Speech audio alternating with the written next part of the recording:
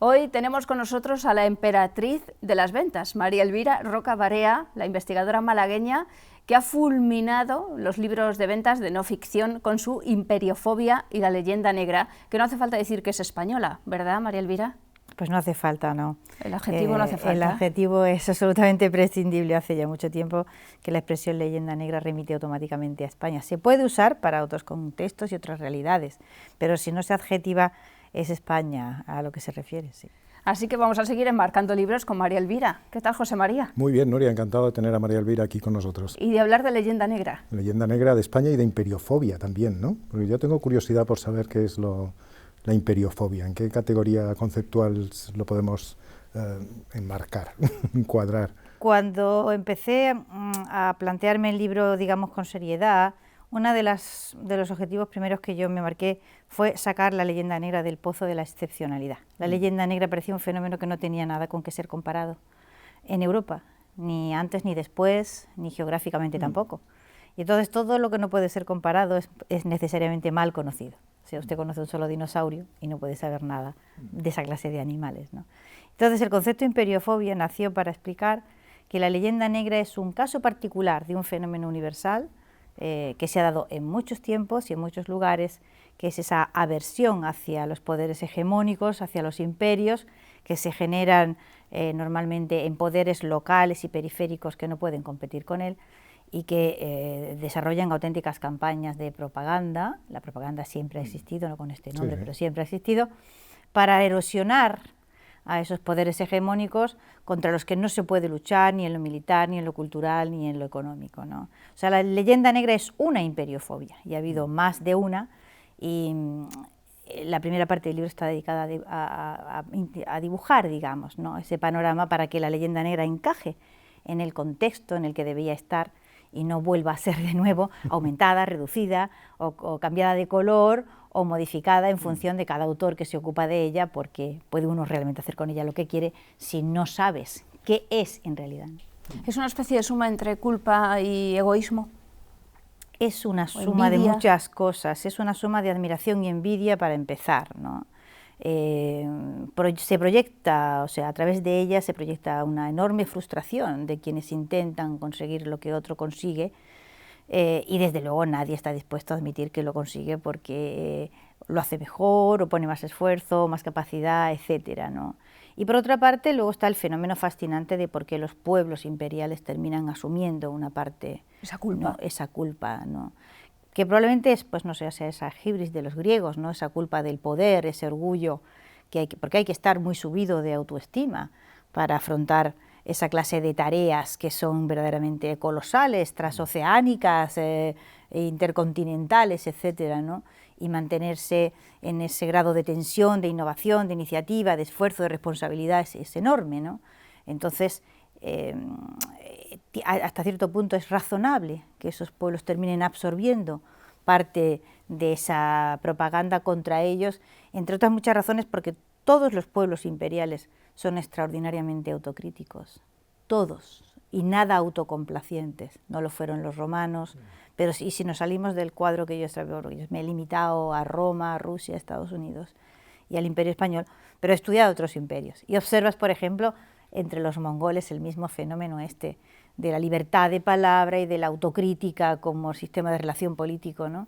Y también entre los turcos. Es decir, es extraordinario que los pueblos, digamos, que son capaces de afrontar esas tareas extraordinarias, verdaderamente, sí, claro, casi sobrehumanas en ocasiones, mantienen continuamente una actitud hacia sí mismos de enorme crítica y de enorme insatisfacción, casi neurótica, ¿no?, o paranoica. Es curioso. Pero durante mucho tiempo, hasta bien entrado el siglo XVIII, a pesar de la conciencia tan fuerte y a veces tan aguda de decadencia, que culmina con la paz de Westfalia, toda la literatura en torno a esa crisis, los españoles no se tomaron muy en serio la leyenda negra, ¿no?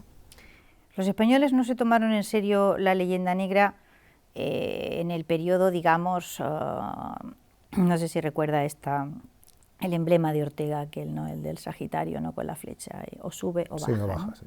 La bajada es lenta siempre.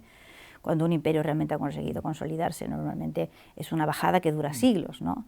Mientras el imperio está en ese espíritu, digamos, de frontera y dispuesto a afrontar nuevos riesgos y no se suele tomar ese tipo de... Entre otras cosas, pues porque nada podía ser más crítico que la crítica que se generaba aquí en el interior. Es decir, la libertad de palabra de que se disfrutó en España en la época del siglo de oro, eso es algo absolutamente excepcional en la historia del mundo, pero absolutamente excepcional. No hemos estudiado esto, no lo hemos valorado, no hemos aprendido a entenderlo absolutamente para nada, atrapados en esa idea absurda de que el catolicismo amordazaba la libertad y de que necesariamente eran los territorios protestantes aquellos en los que había ciertos grados de libertad. Para nada, es justamente al revés, ¿no? Y bueno, a los hechos me remito, quiero decir, usted lee las más tremendas críticas y memoriales a la labor de Felipe II, cosas que si usted las escribe 200 años después le llevan a la cárcel por libelo, ¿no?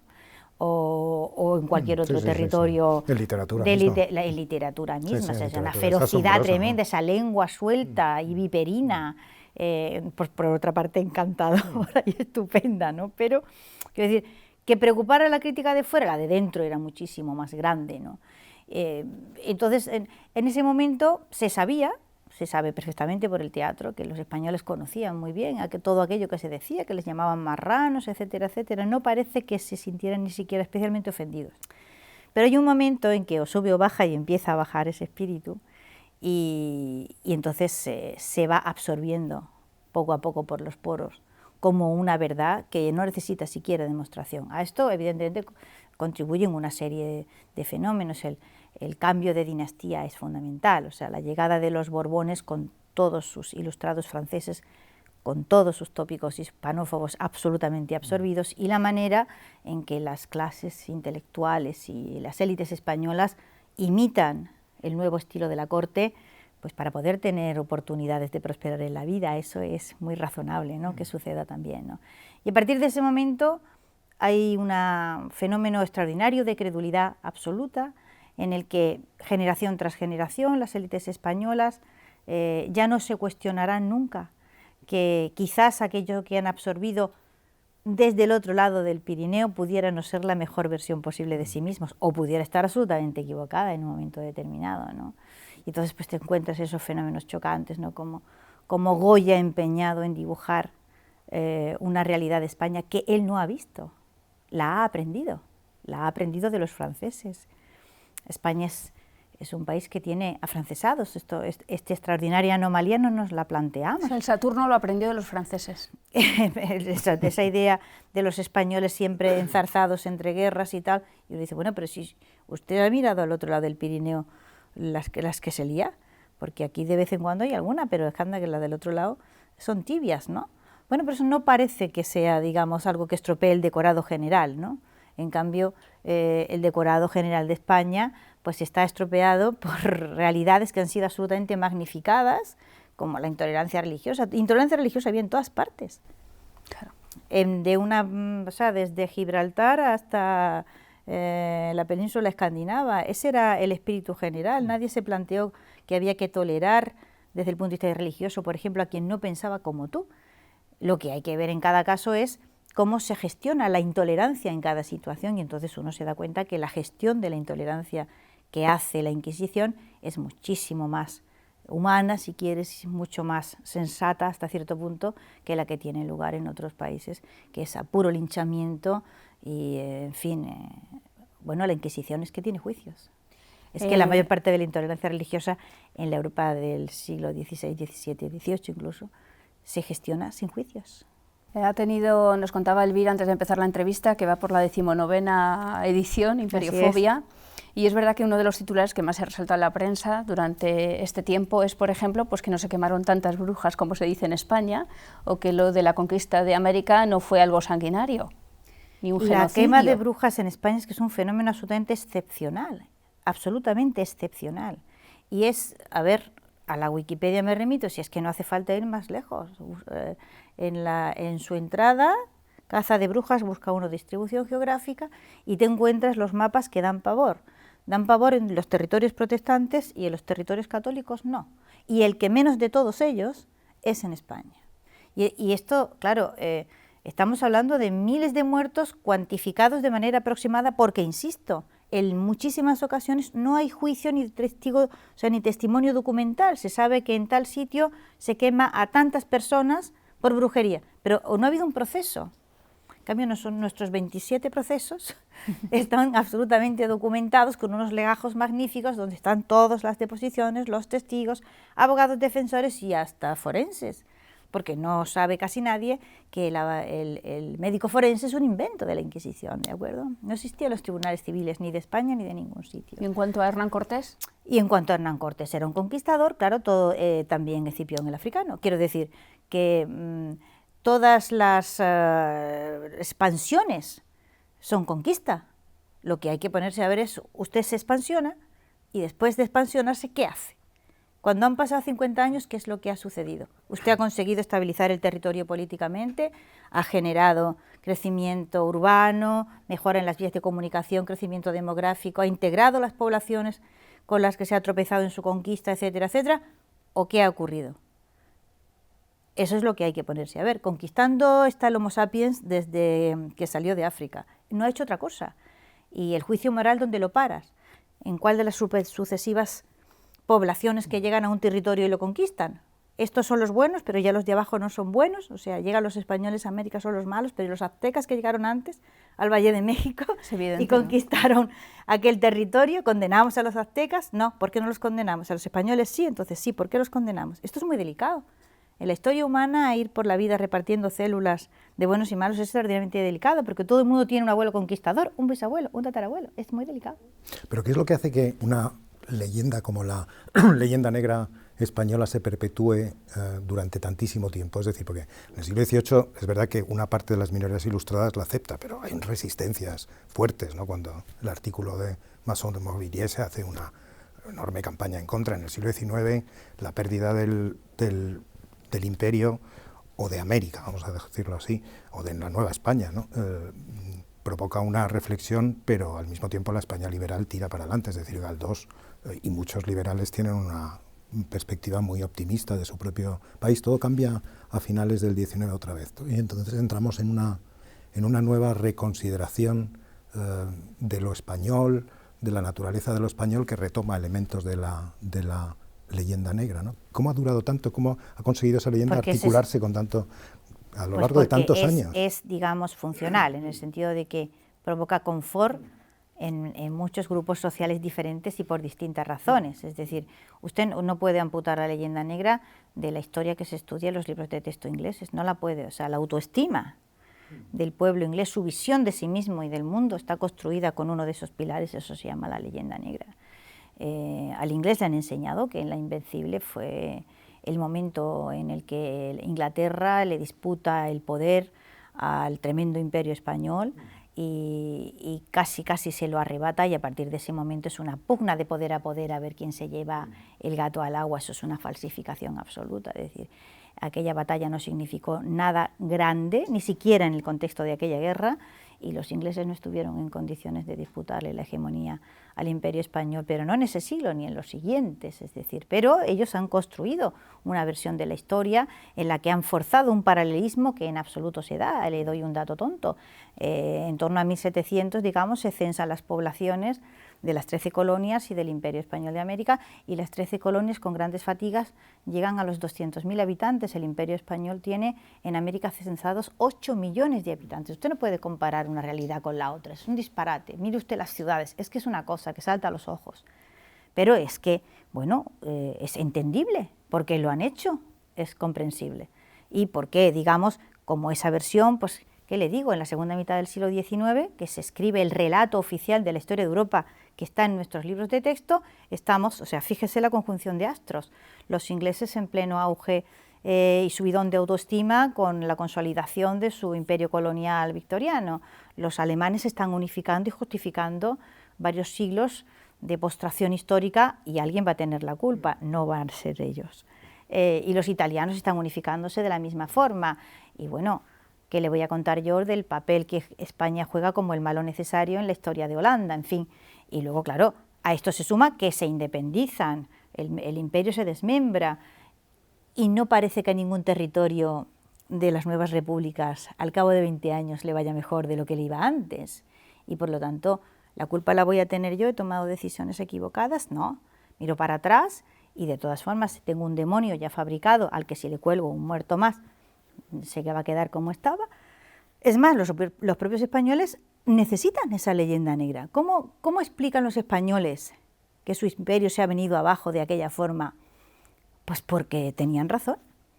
Es que lo hemos hecho todo mal. Lo llevábamos dentro, ¿no? Claro, lo llevábamos dentro. Hemos estado equivocados, hemos sido intolerantes, hemos sido bárbaros, hemos sido crueles, y al final, ¿qué es lo que ha ocurrido?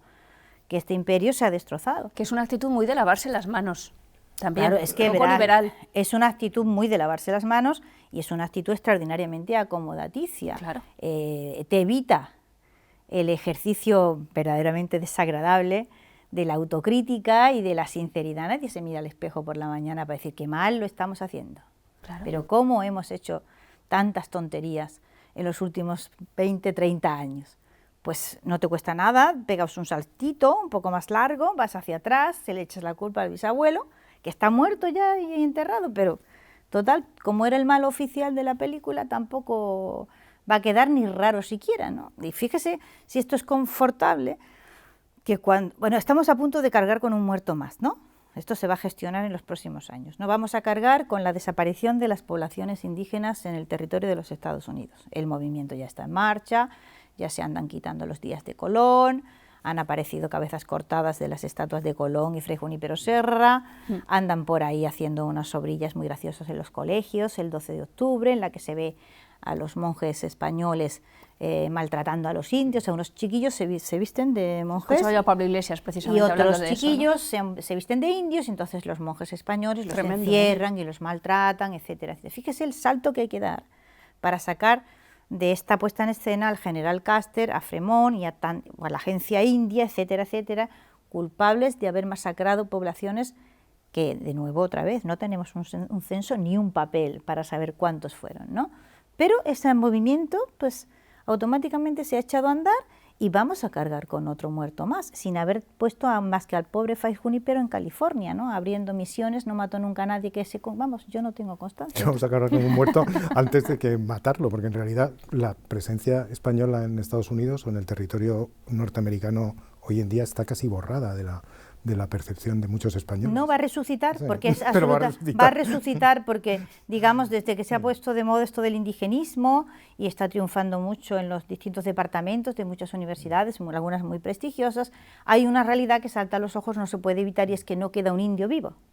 Es decir, sí quedan en los territorios que fueron parte del Imperio Español, pero normalmente se llaman Rodríguez, Pérez, etcétera, ¿no? Entonces estamos hablando de los indios de pluma tipo Sioux.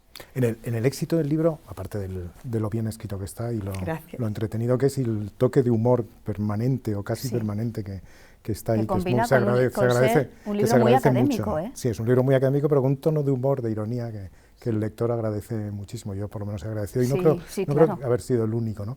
Pero saliendo del libro en sí, hay algo que puede explicar el asunto, que es, primero, que la leyenda negra sigue estando vigente para los españoles también, y en segundo lugar, la novedad extraordinaria que se está produciendo estos días, o desde hace unos meses, en la cual los españoles parecen estar buscando elementos que los reconcilien, ¿no?, con su propia nacionalidad, ¿no? A este punto íbamos a llegar. Yo estaba completamente segura, pero hace un año, y me acuerdo que dije, no va a pasar absolutamente nada, y en una entrevista, y no, pues la situación es tremenda. Bueno, no sé cómo será la reacción, ni cómo se desencadenará, pero sé que va a ocurrir por el procedimiento tradicional nuestro que yo llamo del alcalde de Móstoles, o sea, nuestras clases dirigentes despistadas completamente, no sabiendo exactamente qué hacer ni cómo, y la gente se echará a andar y sacará al país del atolladero, de una manera imaginativa y poco previsible, pero lo hará, y es lo que está sucediendo, ¿no? Para que esa reacción se produzca hay que tener una sensación de peligro, ¿no? O sea, yo soy ya de una generación que no ha conocido peligro, ningún peligro. La nevera siempre llena, los autobuses en la esquina pasando a su hora, nunca ha habido una sensación de alarma. Pero porque tú eres más joven que Pablo Iglesias, ¿no? Porque es rejón, yo te veo también más joven, porque ellos no... Creo que no. No hay un cierto... A ver, En mi generación empieza a producirse ya un fenómeno, digamos, están los que nos dio más o menos tiempo, pues porque éramos de pueblo y tal, alcanzar una cierta madurez a una edad razonable, y luego ha habido ya, y la cosa va creciendo conforme te vas para atrás, la gente llega perfectamente bien a los 25 años en estado de adolescencia absoluta, ¿no? Y entonces, pues están estos adolescentes eternos a los que no les importa nada jugar con las cosas de comer, porque realmente no piensan que pongan nada en peligro, ¿sabes? Y yo creo que no deberíamos de tomárnoslos ni siquiera en serio, quiero decir, que habría que mandarlos a la cama sin cenar y ya está, porque no creo que merezca la pena, creo que se les da demasiada importancia y se alimentan pues como los niños malcriados. 5 millones de votos, Elvira. Bueno, es que, ¿qué quiere usted que le diga? Cuando le digo que el problema de la inmadurez social es grave, vengo de trabajar en un instituto, sí lo sabré yo. O sea, estamos criando adolescentes eternos. Y supongo que, en fin, esto quizás también sea una ley de la historia, no lo sé, que ha alcanzado un cierto grado de comodidad y de generaciones que llegan a la madurez, por suerte no lo sé. Quiero decir que el ser humano, por más que resulte dificilísimo de aceptar, mejora mucho en la dificultad, pero muchísimo. Y cuando no las tiene, pues se las inventa y acaba haciendo tonterías. Y es posible que esto también sea una ley de la historia. Yo lo veo muy claro, es decir, lo veo muy claro porque no he tenido más remedio que verlo, porque estoy en el laboratorio constantemente, ¿no? Esta sobreprotección, esta sensación de inmortalidad, ¿no? Te encuentras a gente, pues, segundo de bachillerato ya con 20 años y lees uno de esos sonetos tremendos a la muerte de Quevedo y te miran desencajados, ¿no? Y te dicen, ¿es que me está usted diciendo que me tengo que morir? Me parece que sí. Pues voy a llamar a mis padres para que vengan a hablar. Exactamente, que vengan a hablar con usted porque pues me está diciendo cosas espantosas y se te estremece en las carnes, pero cómo esta criatura ha llegado a esta edad, ¿no? Este 1,80 m de criatura tan bien alimentada, con barba y etcétera, etcétera, y no ha pensado todavía que se tiene que morir. O sea, esto es grave, esto es gravísimo y no consuela nada pensar que está ocurriendo en todo el Occidente. ¿Con qué resistencias ha tropezado el libro? ¿Ha habido una crítica consistente? ¿Se ha tratado de discutir? Muchas veces los libros que rompen, sobre todo en España, los libros rompedores que plantean una nueva hipótesis, tropiezan con un silencio apabullante por parte de la... Sí, me suena un poco. La crítica, vamos a llamarla seria o académica, y no sé si es el caso. No es el caso. El libro ha recibido muy pocas críticas, poquísimas. En la mayoría muy elogiosas y cariñosas, y luego, bueno, luego está la reacción del público, absolutamente, para mí, hasta cierto punto incomprensible, encantadora. Quiero decir, yo recibo cartas constantemente, a través de la editorial o a mi correo, cartas preciosas, regalos, flores, hasta poemas. Enhorabuena. ¿Qué quiere que le diga? No tengo palabras, de verdad no tengo palabras para expresar la gratitud que la gente, como si yo hubiera hecho algo por ellos, cosa que me resulta totalmente desconcertante, ¿no? Pero vayábamos les voy procurando contestar todas, ¿eh? No las... Todavía tengo, en fin, o sea, contestas a todas. Contesto a todas. Bromeábamos contigo antes de empezar la entrevista diciéndote que Puigdemont o Junqueras te han ayudado a vender libros. Yo estoy segura de que sí. Que me presentaron en Las Palmas un amigo muy querido, Óscar Bermejo, diciendo es que se sepa que el procés es culpa de esta señora, que como un truco publicitario para vender libros. No, yo creo, a ver, el libro es mío, ¿no? Y entonces uno lo ve bonito, guapo y todo, pero creo que ha aparecido también en un momento en el que probablemente era una especie de conjunción astral, ¿no? Hacía una falta grande, algo que con cierta solidez te explicara que tu país no es el resultado de un fracaso eterno, ni culpable de nada que no sea un hecho humano perfectamente homologable a lo sucedido en cualquier otro sitio. Y eso también probablemente ha influido en que el libro se haya vendido y se esté vendiendo tanto, ¿no? Y si ha contribuido en algo a despejar la atmósfera o a que el país se sienta con más alegría, pues hacía falta alegría. Claro que sí. Es que andábamos muy penosos. Como Sin mamá en duda. pena. Andábamos muy penosos. La gracia que ha tenido la cosa es que estaba todo el mundo muy penoso con su pena en su armario, ¿no? Y Es verdad, y de repente todo el mundo ha es tu sacado su terapia de pena. grupo. Totalmente. Está el país catártico, absolutamente. Sí, esto es una catarsis colectiva que hacía muchísima falta. Bueno, algo muy breve que comentar, que nos quedan 3 minutitos. A mí José María. una curiosidad es cómo arranca este proyecto tan serio, tan importante, ¿qué es lo que cuánto tiempo llevas trabajando? Pues realmente yo ahora me hago la pregunta esta hacia atrás y yo creo que el libro es el resultado de un proceso de decantación larguísimo. O sea, si yo no hubiera estudiado clásicas, yo no hubiera podido escribir este libro. Si después no me hubiera ido a trabajar a Estados Unidos, tampoco. O sea, la decisión de estudiar el fenómeno que yo he llamado imperiofobia, la tomé en Boston. Y yo entonces me dedicaba a editar manuscritos. Pero fue algo que yo decidí que merecía la pena estudiar porque me pareció qué paralelismo hay tan grande entre ciertos hechos históricos relacionados con la propaganda de Mitrídates y de los alejandrinos y lo que pasó con España con la leyenda negra y ahora estos norteamericanos que se empeñan en explicarte por qué les han echado abajo las Torres Gemelas como si fuera culpa suya. Entonces, a partir de ese momento, yo un día, en fin, caminando por Massachusetts Avenue, digo, aquí hay algo que merece la pena ser estudiado. A lo mejor, si lo estudio y lo comprendo, puedo comprender mejor lo que le ha ocurrido a mi país. Pero eso no era para escribir un libro. Yo me pasé años leyendo y acumulando. Y Gómez de Liaño te animó. Y hace unos años, luego la escritura del libro ha sido rápida, o sea, ha tardado como 2 años o así, que cuando Ignacio, al que yo conocía y le contaba mis teorías, me dijo, oye, tú escribe el libro ese ya, porque lo tienes en la cabeza escrito y estructurado y realmente solo necesitas, siéntate y escríbelo.